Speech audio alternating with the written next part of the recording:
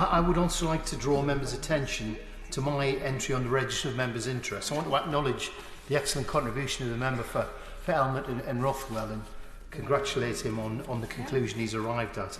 I'm a proud trades unionist, Madam Deputy Speaker. I've worked ever since I left school for 43 years, and I've always been a member of a trade union, the appropriate trade union. I'm involved with numerous parliamentary groups and trade union groups related to the justice unions, the PCS, the NUJ, the RMT. I'm also a member of Unite and have the honour of chairing the Unite Parliamentary Group. I suspect we're here because the government have engineered strikes in the rail industry that could have been avoided. But sadly, the country was brought to a standstill, and I believe that was completely avoidable. The Right Honourable Member for Welwyn Hatfield, who I believe wants to be Prime Minister, is the culprit, but he in reality is the roadblock to successful negotiations between rail operators and the trade unions. My advice is lift the restrictions on the rail operators, let them negotiate fairly and freely, and a settlement can be secured. However, I suspect the government wanted strikes first to distract from some of the shenanigans in Downing Street, and now they want to pitch worker against worker to cover for some of the economic failures of another prospective Prime Minister, the Right Honourable Member for Richmond.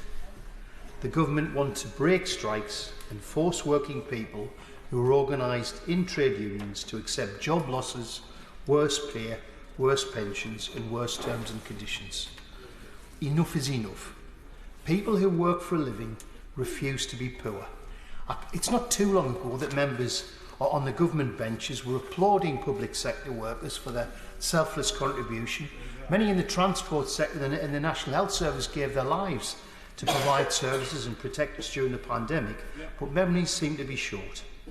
So we'll be organising, and I'm firmly of the belief that we should not accept real term cuts in wages, whether that's in the private sector or the public sector.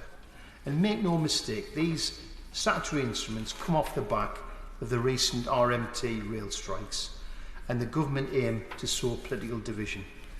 My honourable friends on the front bench mentioned that employers and the industry figures, including the Recruitment and Employment Confederation, oppose these changes, but can I just say for the record, the Trade Union Coordinating Group, a coalition of 11 national unions, not all of whom are affiliated to the Labour Party, have published a statement calling these proposals a shameless ideological assault on millions of trade unionists in this country who are already suffering from a cost of living crisis.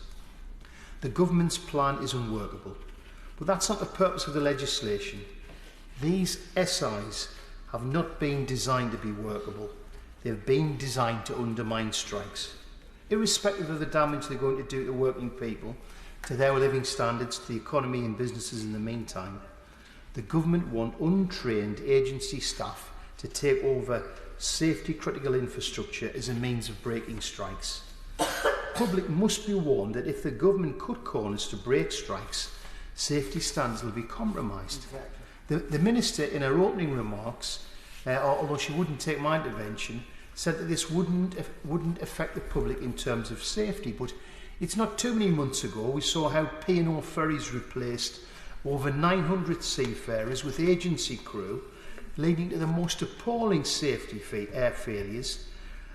Inexperienced seafarers who replaced experienced crews and were involved in 31 separate incidents, including safety critical failures and in terms of not being able to safely operate lifeboats. And in fact, one ferry was left adrift in the Irish Sea